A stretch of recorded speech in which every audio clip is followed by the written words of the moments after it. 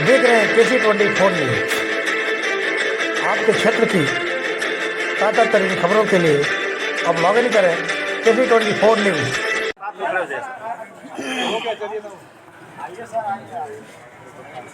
ताली जोर से।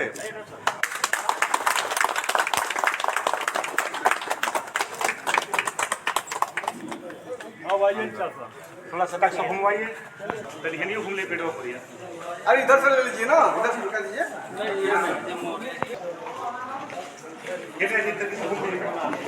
आए सारी तरह हमें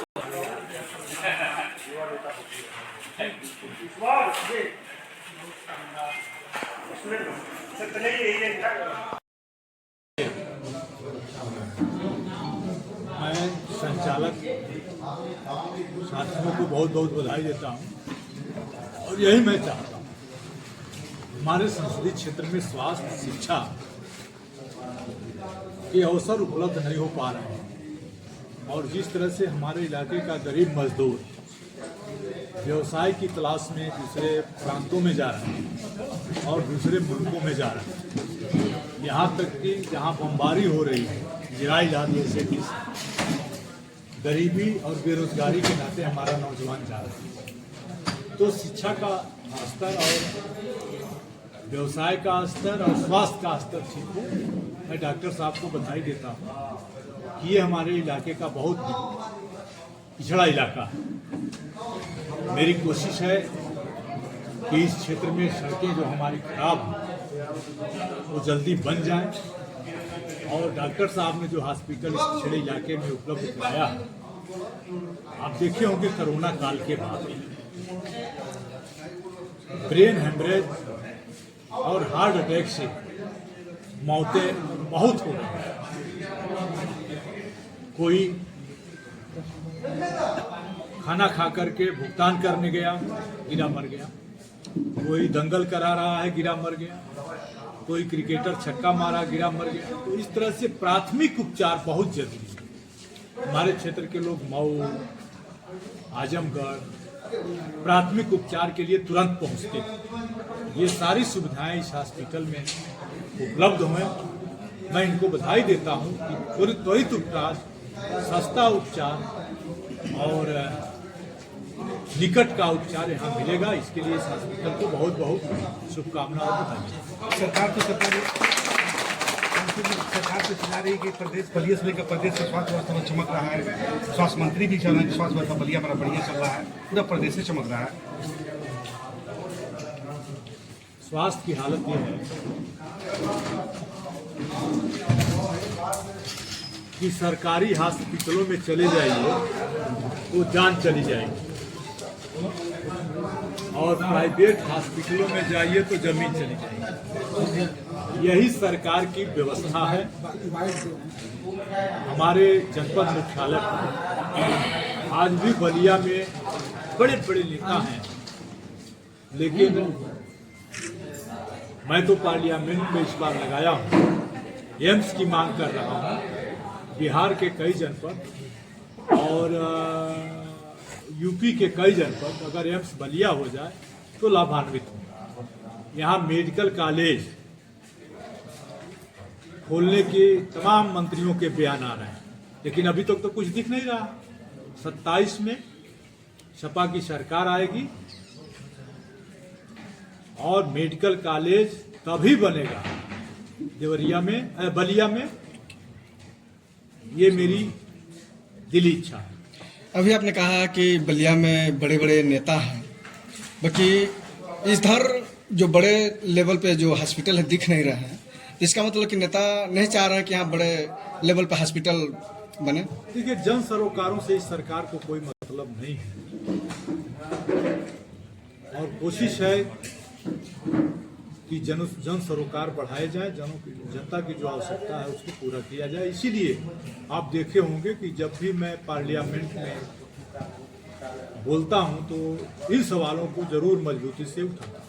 संसद जी, बलिया में एक लास्ट वन मेरा, बलिया में खबर चली थी एक हफ्ता पहले, छपी थी खबर, कई अखबारों में छपा था कि बलिया में जो सरकार द्वारा जो पैसा आता है डिलीवरी महिलाओं के लिए 3 दिन का भोजन और दूध का पैसा नहीं मिल रहा है, इस पर क्या कहेंगे आप? मेरे सवाल को आप देखे होंगे, मैंने नड्डा से, जो केंद्रीय स्वास्थ्य मंत्री हैं, उनसे एक सवाल किया था और उस सवाल के जवाब आए हुए हैं। वो जवाब सारे मीडिया के लोगों ने चलाया भी, छापा भी। कहने को कुछ नहीं है मित्र, भ्रष्टाचार चरम पर है। हॉस्पिटल हैं तो डॉक्टर नहीं, डॉक्टर हैं तो दवाई नहीं। जनता परेशान है। प्राइवेट हॉस्पिटलों के भरोसे ही लोगों की जान थोड़ी बच जा रही है, नहीं तो सरकारी हॉस्पिटलों से लोगों का विश्वास उठ रहा है। धन्यवाद सर। धन्यवाद करने से पहले जो यहाँ का मूल सवाल था, जल जीवन मिशन का सवाल। आप लोग देखे होंगे इस सरकार का एक बहुत बड़ा काम आया कि जल जीवन मिशन चलाया जाए और लोगों को पानी दिया जाए। लेकिन 6 महीना हो गया और 6 महीने से जल जीवन मिशन भ्रष्टाचार की भेंट चढ़ गया और बलिया जनपद को शून्य पैसा नहीं आ रहा। अभी कल रात ही मैं गया था कमरौली गांव में गया था और कमरौली गांव से जब मैं निकला गाड़ी पर बैठा तो मैंने एक्सीएम जल निगम को फोन किया कि आप बताओ कि खंडवा से यहाँ मालीपुर से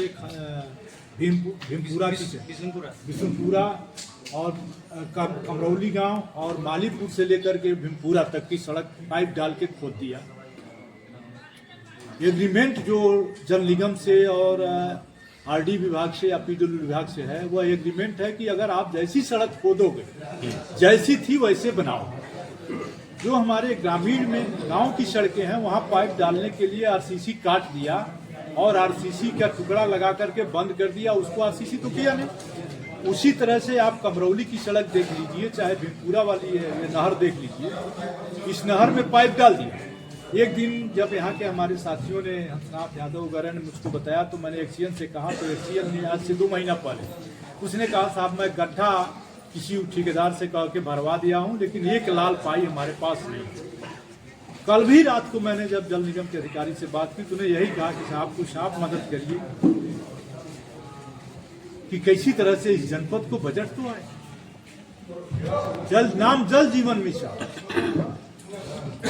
वो दिया, अभी स्टोर नहीं बना। हमारे मालदा में सरजू नदी, घाघरा नदी से पानी उठाई जाएगी, वहाँ मालदा के पास उसको रिफाइन करके और फिर वो पानी तब जा करके मालीपुर आएगा या विभिन्न जगहों पर। पाइप डाल दिया और बर्बाद कर दिया। तो लूट मची हुई है और मैं मांग करता हूँ आप लोगों के माध्यम से कि दिशा की मीटिंग 6 तारीख को बलिया में सभी अधिकारियों का बुलाया हूँ। इनको बताना होगा कि कितनी जनपद की कितनी सड़कें खोद डाले और अब तक क्यों नहीं बनाए, इस पर जवाब होगा। धन्यवाद।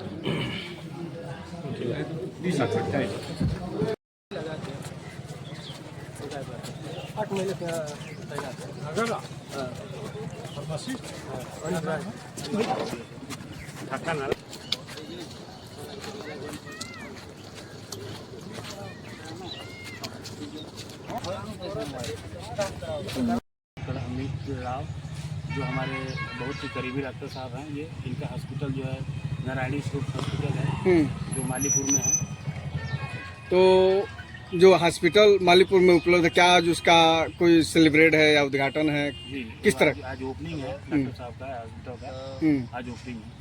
तो ये तो ओपनिंग बहुत लंबे समय से हॉस्पिटल चल रहा है, क्या आज ओपनिंग क्यों कराया जा रहा है? क्या इसका? काफी दिनों से जो है हम लोग एक मनसा बनाए हुए थे कि जो है हॉस्पिटल का जो तैयार किया जाए, उसको चलाया जाए, पूर्ण रूप से जो भरपूर तैयारी हो जाए, उसमें हम लोग ओपनिंग किया। हॉस्पिटल में किस किस चीजों से लैस है हॉस्पिटल?